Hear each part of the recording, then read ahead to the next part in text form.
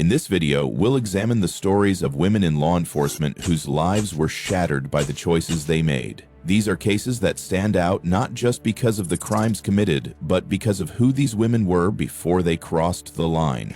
We'll delve into their personal lives, the emotional turmoil and decisions that led them to violate their professional codes, and the consequences they now face. These are stories of betrayal, loss, and irreversible actions. Stories that are as tragic as they are often overlooked. In April 2025, a quiet neighborhood in Berkeley Township, New Jersey, was shattered by a horrific crime that would leave the community reeling. Rebecca A. Saye, a 32-year-old police officer acting off-duty, stormed into a house and brutally attacked two individuals. The event unfolded without warning, leaving the victims and anyone who might have witnessed it in shock. Despite her reputation as a calm and disciplined officer, Saye's actions on that day seemed entirely out of character. The assault, though seemingly sudden, felt almost calculated. By the time neighbors noticed the commotion, the attack had already concluded.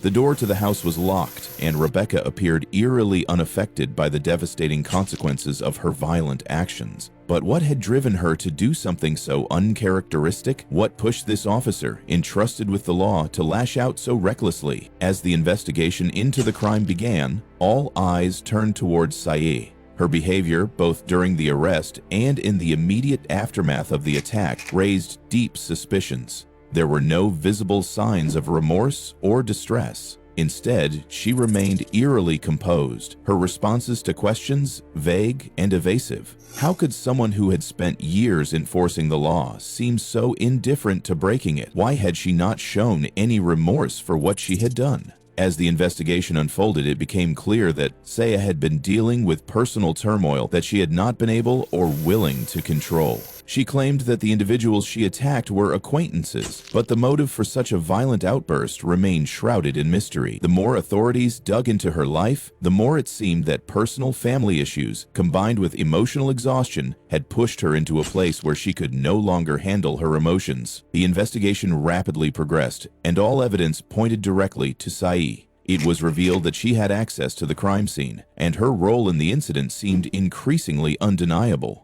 Her professional position, her access to the house, and the fact that she was in the middle of a personal crisis all seemed to align in a way that made it difficult to deny her responsibility for the crime. How could someone with her training, her background, and her position as a police officer not have known better than to resort to such violence? The more investigators looked into her personal life, the clearer it became that emotional strain and unaddressed mental health struggles had played a part in her decision to act out in such an extreme manner. When the trial came, Saye admitted that she had acted under extreme stress, stating that her life had spiraled out of control and that she could no longer manage her emotions. She explained that everything had happened too quickly for her to process. However, her statement was met with little sympathy. The judge and jury were not moved by her claims of being overwhelmed by life's pressures. While she expressed some degree of remorse, her calmness after the crime only deepened the perception that her actions were not just impulsive, but cold and premeditated.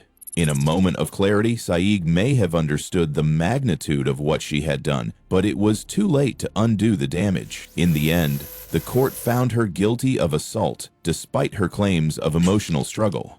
Saye was arrested and charged with assaulting two individuals, and while her emotional troubles were acknowledged, the court ruled that she still had to face the consequences of her actions. The wait for her sentence was agonizing for both her and her loved ones, as they were forced to come to terms with the fact that her crime, though perhaps born out of emotional turmoil, was a profound breach of the trust placed in her by society. For the community, this was not simply the result of stress, but the tragic fall of someone entrusted with the law, someone who had betrayed the very values she had sworn to uphold.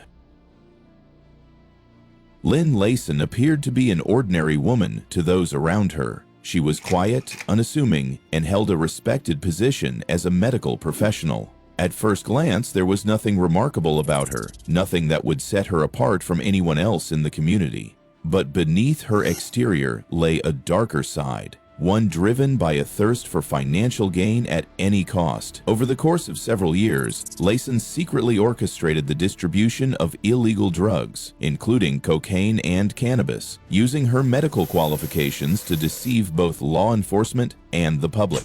To her, it was a calculated risk. She believed her professional standing and reputation as an NHS doctor would protect her from suspicion, while her connections to the criminal underworld would keep her safe from the law. How could someone who appeared so trustworthy be involved in something so illegal and dangerous? What drove her to take such a risk, and how did she maintain the facade for so long? The investigation into Layson began after law enforcement received anonymous tips that linked her to a large drug distribution network.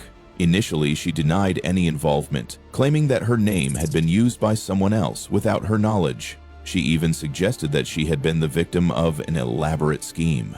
But as the investigation unfolded, it became evident that Layson was not only connected to the operation, but was at its center. As the authorities dug deeper, they uncovered a pattern of financial transactions that linked her directly to the criminal activities. Her professional image, the one she had so carefully cultivated over the years, was starting to crumble. How had she convinced herself that she could maintain this double life, all while hiding behind her trusted position in the medical field? The more the investigators uncovered, the clearer it became that Layson had used her status and knowledge to facilitate the illegal activities that were now threatening to destroy everything she had built. As the case developed, Layson's carefully constructed life of deception began to unravel. Financial transactions, including large, unexplained transfers of money, became key evidence in proving her involvement in the drug network. She was unable to explain the source of these funds, and her increasingly suspicious dealings could not be dismissed as coincidental. The truth was undeniable. Layson had been living a lie, and now she was being held accountable. She had relied on her position as a doctor to shield her from suspicion, but that shield was now shattered. At her trial, Layson seemed to finally grasp the magnitude of her actions. The woman who had once appeared so composed and in control now looked vulnerable, her facade slipping away. Although she expressed regret, it was clear that her remorse was not enough to undo the damage she had caused. The judge pointed out that her involvement in the drug network was no accident. It was a deliberate, planned move for financial gain. Prosecutors argued that Layson's actions had endangered countless lives, exposing people to dangerous substances for her personal profit. Despite her attempts to frame her involvement as a mistake, her explanations failed to convince the court. The evidence was overwhelming, and the impact of her actions could not be ignored. In the end, Layson was sentenced to 9 years in prison for her role in the criminal network. Her life, once peaceful and successful, had been shattered by her greed and the temptation of easy money. She had used her respected position in society to hide her true intentions, believing she could avoid the consequences of her actions. But in the end, the truth came to light, and the punishment for her crimes was inevitable. Her story serves as a stark reminder of how people can hide behind a facade of respectability, only to face the consequences when their true nature is exposed. At the beginning of her career, Lorie Smith was everything you would expect from an ideal police officer: strict, responsible, and unwavering in her dedication to the law. She worked within the justice system, firmly believing in the power and integrity of the law to maintain order and justice. Her reputation was built on her commitment to fairness, and she seemed poised for a successful career, one where her values and moral code would always guide her actions. But the path Lorie was on would soon take an unexpected and dangerous turn. How could someone so committed to upholding the law end up so far from it? What could drive a person who had sworn an oath to protect and serve to betray that oath for personal gain? Under the weight of political pressures and the allure of personal ambition, Lorie began to stray from the righteous path. What started as a small compromise, granting permits for concealed weapons to those who were willing to pay for the privilege, soon spiraled into a full-blown corruption scheme. Lorie justified her actions to herself, telling herself she was simply helping people who had connections and needed these permits for protection. She convinced herself that her intentions were good, even as she grew more involved in a network that was slowly eroding her moral compass. As each permit was issued, Lori's internal boundaries became more and more blurred, and the lines between right and wrong faded. Her belief that she was doing the right thing became the very foundation of her downfall. The investigation began when one of Lori's associates, someone who had received one of her concealed carry permits, was involved in an unauthorized shooting. The incident caught the attention of law enforcement, and as evidence mounted, the investigation quickly expanded. It wasn't long before it became clear that Lori's actions were far from isolated. Her involvement in issuing these permits was not just a matter of poor judgment, it was a full-scale breach of trust. How had Lori allowed herself to become so entangled in corruption? What made her believe that issuing permits in exchange for donations could go unnoticed? That it could have no serious consequences? The more the investigation unfolded, the more it was revealed that Lori's actions were not just unethical but criminal. Her own colleagues, those she had worked alongside for years, were now testifying against her, and her credibility was shattered. Lori attempted to defend herself by claiming that she had not compromised anyone's safety, that she had simply helped those in need. But this defense fell on deaf ears. The evidence was clear, and her attempts to excuse her actions only deepened the suspicion surrounding her. The trial was an emotional experience for Lori, as she struggled to reconcile the person she had become with the ideals she once held dear. Sitting in the courtroom, she found herself unable to explain how her ambitions and political connections had led her to such a tragic downfall. She had spent so much time justifying her choices that now, faced with the full weight of her actions, she could no longer hold her head high. Throughout the trial, Lori's face was etched with regret, a silent acknowledgement of the life she had ruined. She admitted her mistakes, but it was clear that the damage had already been done. The jury, weighing the evidence and the consequences of her actions, could not ignore the role she had played in undermining the integrity of the police force. Lori was found guilty on 6 charges of corruption and misconduct, and the court sentenced her to prison. Though her remorse and acknowledgement of guilt were taken into account, they could not undo the harm she had caused. Lori had lost everything: her career, her reputation, and her future. The realization that she had betrayed the very ideals she once held so dearly left a deep, lasting impact on her. For Lori, this case would serve as a constant reminder of the consequences of letting ambition and personal gain overshadow the values that should have guided her. It became a lesson she would carry with her for the rest of her life, a lesson learned too late. Amber Geiger was a well-regarded police officer in Dallas, Texas. She had a reputation for being a diligent and dependable member of the law enforcement community. There were no major complaints or disciplinary actions against her, and she appeared to fit the mold of what a dedicated officer should be. Yet in 2018, everything changed with one tragic mistake. While off-duty, Amber Geiger mistakenly entered her neighbor's apartment, Botham Jean, believing it was her own. Without realizing the grave error she had made, she shot and killed him, a moment that would not only destroy her life, but also bring pressing issues of racial justice and police power to the forefront of national discussion. How could someone so trusted, someone trained to de-escalate situations, make such a deadly mistake? Was it truly an accident, or was there more to this incident than met the eye? The investigation into Botham Jean's death began almost immediately after the shooting. Amber explained that she had mistakenly entered the wrong apartment, believing it to be her own, and shot Jean in self-defense, thinking he was an intruder. However, many in the community found it difficult to accept her version of events. How could an experienced police officer, who was trained to handle dangerous situations, make such a fundamental error? Was it possible that her perception of Jean, a black man, had been influenced by implicit bias, leading to a tragic misunderstanding? The Dallas Police Department was thrust into a complex situation, one that quickly escalated into both a legal and social crisis. Public trust in the police was at stake, and the scrutiny was intense. As the investigation unfolded, Amber's actions following the shooting raised additional concerns. Rather than trying to help Jean after the shooting, she did not administer aid and only called for backup. Her calm demeanor after the incident and her lack of immediate concern for the victim seemed to suggest something more than just an unfortunate mistake. Could her lack of urgency in attempting to save Jean's life be indicative of a deeper issue? The investigation continued, And as more details came to light, it became clear that the situation was far from simple. During the trial, Amber Guyger's defense was that the shooting was a tragic mistake and that she never intended to kill Jean. She expressed remorse, but her explanation of events failed to convince many in the courtroom.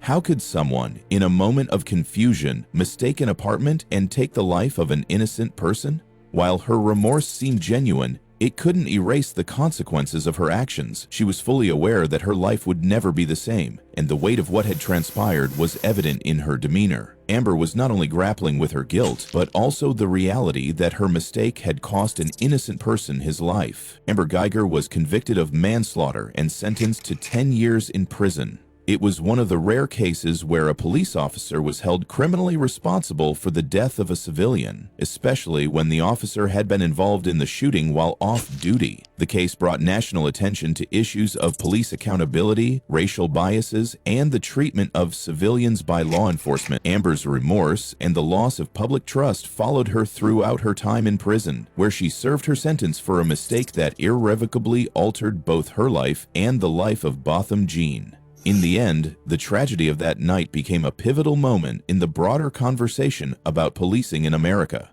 What could have been done to prevent such a mistake? Could this incident have been avoided with better training, better awareness, or a different approach to police-civilian interactions? Linda D'Souza Abreu, a prison officer working at Wandsworth Prison, had always seen herself as a woman trying to improve her life. She dedicated herself to her job, and for a long time, everything seemed on track. Yet, in a twist that she could never have foreseen, a personal mistake would unravel everything she had worked for. Linda's downfall began when she entered into a sexual relationship with one of the inmates. Initially, this might have seemed like a moment of weakness, a lapse in judgment that could have been forgiven. But the consequences of her actions went far beyond a simple mistake. A video of the encounter was leaked online, and soon the world learned about Linda's breach of professional ethics. It was no longer just a personal failure.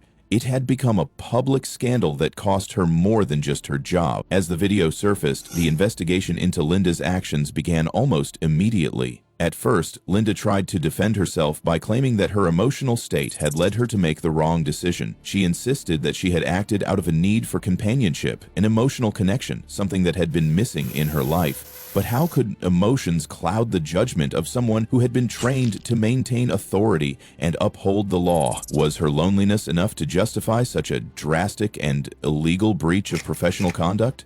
While Linda expressed remorse, she could not escape the reality that she had violated one of the most basic principles of her profession, the strict boundaries between inmates and staff. The investigation quickly revealed that Linda's relationship with the inmate was not an isolated incident. Rather, it was part of a pattern of behavior that had put both her career and the safety of the institution at risk. The trust that had been placed in her as a correctional officer was shattered. And as the full scale of her actions came to light, her professional reputation was irreparably damaged. The trial that followed was a painful experience for Linda. She sat in the courtroom, visibly embarrassed, her face marked by the weight of her regret. Although she expressed sorrow for what she had done, it was clear that her remorse could not undo the damage she had caused. Her defense could not excuse her actions, and the fact remained that she had broken the law. She had known full well that relationships with inmates were strictly forbidden. Yet, despite her awareness of the rules, she allowed her emotions to cloud her judgment. In that moment, Linda's actions became an example of how personal weaknesses, like loneliness and emotional turmoil, can lead even the most dedicated professionals to make catastrophic decisions. The courtroom was filled with an unsettling silence as Linda realized that she could not justify what she had done. The court sentenced Linda D'Souza Abreu to 15 months in prison for abusing her position as a prison officer.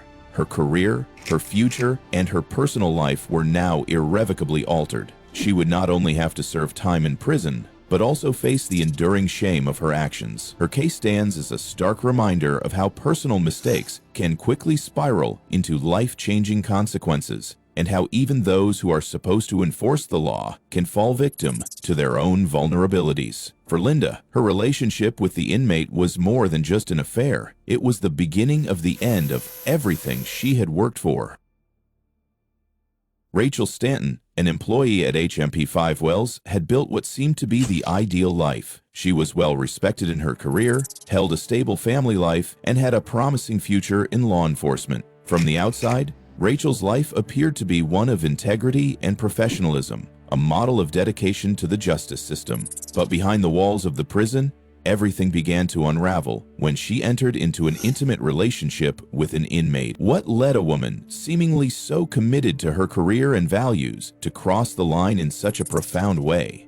Was it a momentary lapse in judgment, or something deeper? The relationship, which initially began as a secret, quickly grew complicated when Rachel discovered she was pregnant. This revelation, coupled with the increasing attention she was drawing, ultimately led to the unraveling of her life. How could she have thought her actions would remain hidden? And what kind of impact would this breach of ethics have on her career, her colleagues, and most importantly, the integrity of the justice system? Once the relationship was exposed, the investigation into her actions began. The authorities were shocked that someone in her position, trusted to maintain control and ensure security within the prison, had allowed herself to be so reckless. The realization that she had crossed a professional line that could never be undone sent shockwaves through the prison system. As the investigation unfolded, it became evident that Rachel had not just violated the institution's strict rules regarding relationships with inmates, but she had also put herself in a position of vulnerability, potentially endangering her job and the safety of others. The fact that Rachel had become pregnant with the inmate's child only heightened the severity of the situation. How could she, with her years of training and understanding of the rules, have allowed her emotions to blind her to the potential consequences of her actions? Despite Rachel's claims that her feelings for the inmate were genuine, she was unable to escape the gravity of her misconduct. Her personal life had collided disastrously with her professional duties, and the fallout was inevitable. During her trial, Rachel expressed regret for her actions. She appeared contrite and acknowledged that she had made a mistake, but the damage was already done. Her remorse, however, was not enough to undo the breach of trust she had caused. She was caught at the heart of a scandal that not only tarnished her reputation, but also undermined the ethical foundations of her profession. No matter how much she regretted her actions, the court could not ignore the fact that she had violated professional conduct in the most serious way possible. The trust that had once been placed in her was now irrevocably shattered. In the end, Rachel Stanton was sentenced to 9 months of probation for her violation of professional duties. Despite her regret and the recognition that her actions had cost her everything she had worked for, the court's decision was clear. This case served as a critical reminder to everyone within the justice system that personal relationships and professional ethics must remain separate. When they overlap, as Rachel's situation tragically demonstrated, the consequences can be devastating, not just for the individual involved, but for the entire system they are supposed to serve. It was a lesson Rachel would carry with her for the rest of her life, a harsh reminder that even those who seem to have everything can be undone by a single, ill-considered decision. What started as an ordinary day at HMP Buckley Hall in Rochdale turned into a scandal that would end in disgrace for 2 prison officers, Alicia Bates and Jody Wilkes. Both women, despite their positions of authority and trust, began illicit relationships with an inmate named Michael Cronshaw. At first, it appeared to be a hidden affair, a personal weakness that would remain unnoticed. However, everything changed when compromising materials were discovered on Cronshaw's mobile phone. The contents of the phone exposed their secret, and their professional lives were about to unravel. How could 2 women who were entrusted with enforcing the law, who were supposed to maintain order within the prison, have crossed such a line? What drove them to engage in forbidden relationships with an inmate, and how did they justify their actions to themselves? The investigation began almost immediately, and the evidence quickly pointed to Bates and Wilkes being involved with the same inmate. This only deepened the suspicion surrounding the case. Was it a mere coincidence that both women who worked in the same prison had become involved with the same inmate? Or was it a sign of a deeper issue within the prison system, one where boundaries were being ignored and professional ethics were being violated? As the investigation progressed, it became apparent that this wasn't a one-time mistake, but rather a pattern of behavior that could not be overlooked. Alicia and Jody both tried to defend themselves, claiming that their relationships were somehow accidental. or that they hadn't intended for things to escalate. But their connections with Cronshaw became undeniable as investigators uncovered more damning evidence. Their once confident demeanor began to crumble, and both women found themselves facing the consequences of their actions. What had seemed like a harmless indulgence in a moment of weakness had turned into a career-ending scandal. Could they have predicted how far-reaching the consequences would be? In court, Alicia and Jody attempted to explain their behavior, asserting that their relationships with Cronshaw were not premeditated, but rather the result of emotional vulnerabilities. They tried to paint themselves as victims of circumstance, claiming that their actions were driven by personal issues and loneliness. However, their justifications fell on deaf ears. The court could not ignore the fact that they had violated professional codes of conduct and endangered the integrity of the prison system. No matter how much they regretted their actions, the evidence of their guilt was undeniable. Their emotional struggles, their personal issues could not absolve them of the breach of trust they had committed. How could they, as professionals, not have seen the severity of their actions? The judgment was clear, and the damage to their careers was irreversible. Alicia was sentenced to 2 years and 8 months in prison for her involvement, while Jody received 12 months of probation. Their careers were ruined, and their futures, once bright with promise, were now uncertain. Their lives, too, had been altered forever by a series of misguided decisions. This case served as a stark reminder of the fragile balance between personal feelings and professional ethics. When personal connections overshadow duty and responsibility, the consequences can be devastating. How much had they truly risked, and what was left of their careers and reputations once their secrets were exposed? Their story stands as a warning of how easily everything can be lost when ethics and boundaries are ignored, even by those who are entrusted to uphold them. Kim Potter, a seasoned police officer in Brooklyn Center, Minnesota, was known for her strong record in law enforcement. She had earned the respect of her colleagues and served as a mentor to newer officers. Her career was marked by professionalism, and she was regarded as a steady hand in the department. But on April 11, 2021, everything changed. During a routine traffic stop, Potter made a tragic mistake that would alter the course of her life and thrust her into the heart of a national debate about policing, racial justice, and accountability. That day, Potter pulled over 20-year-old Dante Wright for an expired vehicle registration tag. As Wright attempted to flee the scene, Potter, in an attempt to subdue him, reached for her taser, but instead she drew her firearm and shot him. The moment was followed by Potter shouting, "Taser!" but the shot was fatal. Dante Wright, a young black man, was killed by a police officer who, by all accounts, had not intended to take his life. The mistake was a momentary lapse, but the consequences were irrevocable. The tragedy shocked the nation and reignited the ongoing conversation about police violence and racial inequality. Could this have been avoided? Was the officer's training insufficient? Or was this simply a case of human error? As soon as the news broke, the investigation began. While Potter immediately acknowledged her mistake and expressed regret, the tragedy could not be undone. In the aftermath, many questioned how a trained officer with years of experience could make such a fundamental error. The issue was not just the mistake itself, but the broader implications of how police interact with civilians, especially in situations involving black individuals. This incident came at a time when the country was already reeling from the murder of George Floyd by a police officer, and the tensions between law enforcement and minority communities had reached a boiling point. Was this another example of systemic issues within police departments, or was it simply a tragic mistake? The questions loomed large as the investigation continued. In the courtroom, Potter's trial was closely watched, with emotions running high. She did not attempt to deny her actions, but rather expressed deep remorse. She acknowledged that she had made a mistake and expressed sorrow for the death of Dante Wright.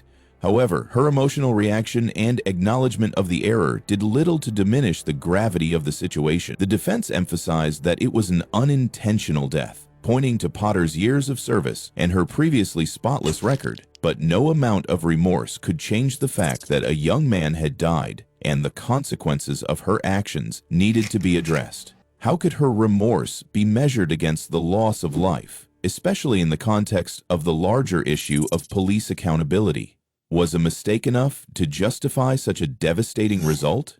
The court ultimately convicted Kim Potter of manslaughter, sentencing her to 2 years in prison. The sentence, while acknowledged as a consequence for her actions, sparked public debate. Many believe that her years of service and her genuine remorse should have been considered, while others felt that the sentence was too lenient for the tragedy she caused. After serving 16 months of her sentence, Potter was released early, a decision that further fueled public outrage and division. The question remained: had justice truly been served? The case raised important questions about the nature of police accountability, the power of emotions in high-pressure situations, and the ability of the justice system to fairly address the consequences of mistakes made by those sworn to protect and serve. The tragic shooting of Daunte Wright became a pivotal moment in the ongoing struggle for police reform. It highlighted how a single mistake could change the trajectory of many lives, those of the victim, the officer, their families, and the community. This case serves as a poignant reminder that even the most experienced officers are not immune to mistakes. But those mistakes must come with consequences. How can the law balance the need for accountability with the reality of human error? This case will remain a crucial lesson for law enforcement and society at large, as it questions the very systems that govern our interactions with those sworn to uphold the law. Valerie Sinelli was a respected police officer in the New York Police Department. With years of service behind her, she had built a reputation as a capable and trusted member of law enforcement. To those who knew her, she seemed like someone who had the potential to become a role model, someone who upheld the law with integrity and dedication. However, beneath the surface of her professional life, Valerie struggled with personal demons that would ultimately lead her down a dark and tragic path. What would drive a police officer, someone sworn to uphold the law, to betray that very oath in such a destructive way? What happens when jealousy and personal issues cloud one's judgment so severely that it leads to the darkest of consequences? In 2019, Valerie Sinelli's personal life began to spiral out of control. Consumed by jealousy and resentment, she began plotting the murder of her ex-husband and her boyfriend's daughter.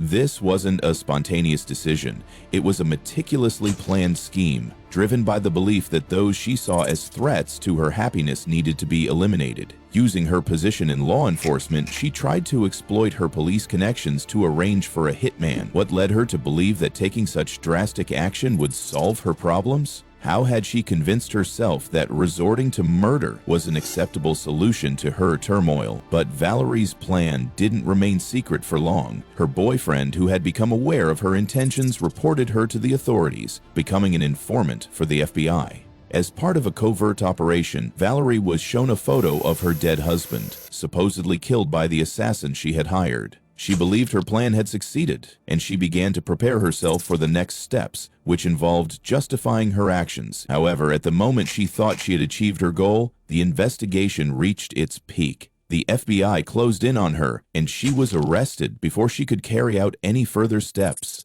How could someone with such experience and responsibility allow herself to be consumed by jealousy and take actions that would irreparably damage not only her own life, but the lives of others? During the trial, Valerie Sinelli did not try to hide her emotions. Her voice trembled as she attempted to explain her motives, revealing how her jealousy and personal struggles had led her to contemplate murder. It was clear that she was struggling to understand how she had arrived at such a point. She seemed to grasp the gravity of her mistake, but she could not fully reconcile the person she had become with the one she had once been. Despite her emotional response, the evidence against her was undeniable. The court could not ignore the fact that she had solicited murder and used her professional position to further her personal agenda. What had once seemed like a tragic personal failure was now undeniable. Valerie Sinelli had abused her authority, allowing her emotions to lead her down a path of irreversible harm. Valerie Sinelli was found guilty of solicitation of murder, and she was sentenced to 4 years in prison.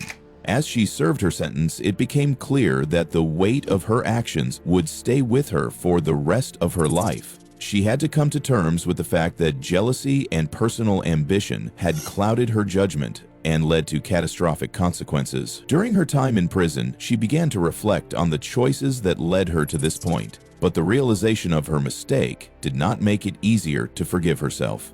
The damage was done, and the lives she had attempted to destroy could not be undone. Her case serves as a stark reminder of how unchecked emotions, especially jealousy, can lead to decisions with lasting and irreversible consequences. Elfriede Flücker appeared to live a life of integrity and respectability. As a police officer, she was seen as someone who upheld the law, a trusted member of the community. But beneath this facade of professionalism, Elfriede's personal life was not as stable. Her relationship with her boyfriend, which she believed to be secure, was shattered when she discovered his infidelity. The revelation sent her spiraling into a storm of emotions, and what followed was a tragic act of violence. In a fit of jealousy and rage, Elfriede took extreme measures to avenge what she perceived as an unbearable betrayal. Her world, built on the ideals of justice and control, crumbled in an instant, and she found herself driven to commit a crime that would change her life forever. How could someone who had been trusted to enforce the law descend into such destructive behavior? Was this a momentary lapse in judgment? Or was it the result of deeper, unresolved emotional turmoil? On the day of the crime, Elfriede returned home to find her boyfriend in the company of another woman, a colleague from the police station.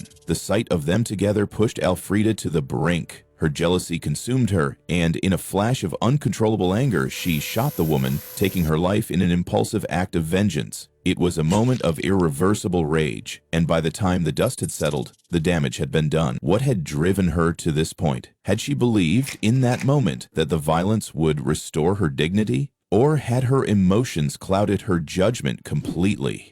The crime unfolded swiftly, and the gravity of her actions soon became undeniable. After the murder, Elfriede tried to cover her tracks, but the evidence was clear and pointed directly to her. The investigation into the crime was thorough, and it didn't take long for authorities to uncover the full extent of Elfriede's actions. Though she tried to justify herself by claiming that her emotions had taken over in the heat of the moment, the cold reality of what she had done became evident. The crime had not been impulsive. It was calculated. Elfriede had planned the murder, and when she was arrested, she did not attempt to hide her guilt. Her remorse was apparent, but it did little to alter the fact that she had taken the life of another person in a moment of unchecked jealousy. The investigation revealed that Elfriede's emotions had driven her to a tragic and irreversible decision, and despite her acknowledgement of the pain caused by the betrayal, there was no way to undo what had been done. How much of her emotional pain could be considered in her defense? Did the circumstances of her personal turmoil justify her violent response? Or did the law remain steadfast in its demand for accountability? At trial, Elfriede sat in the courtroom with a remorseful expression, attempting to explain the overwhelming emotions that had led her to commit murder. She spoke of her feelings of betrayal, of the deep emotional pain she had endured upon discovering the infidelity. Yet, despite her emotional appeal, the court remained impartial. The law could not bend to personal feelings. No matter how genuine the remorse or how deep the emotional pain, Elfriede had crossed a line that could not be uncrossed. The court found her guilty of murder and sentenced her to life imprisonment without the possibility of parole. For Elfriede, this was the ultimate consequence of her actions. While her remorse was clear, it did not bring her any relief. She was now facing the rest of her life in prison, forced to live with the burden of guilt for taking the life of an innocent person. In her eyes, the understanding that her life had ended tragically provided no comfort. Her mistake, driven by personal emotions and senseless jealousy, had led to irreversible consequences, and she would have to carry that weight for the rest of her days. These stories are not simple to recount. They are filled with betrayal, anguish, rage, and the unrelenting consequences of actions taken in moments of weakness. Behind each story was a woman, once trusted, once respected, who, in her own way, succumbed to the forces that led her down a dark path. Some acted out of emotional turmoil, others out of misguided ambition, but all found themselves facing the unescapable repercussions of their decisions. The questions they left behind are not easily answered, and the scars they've caused may never truly heal. Though their lives may have seemed different, their stories ultimately converge at the same tragic end: a conviction, a sentence, a life forever altered. And in the wake of it all, the memory of those whose lives were lost, innocent and irreplaceable, lingers on, overshadowed by the tragedy that unfolded on the worst day of their lives.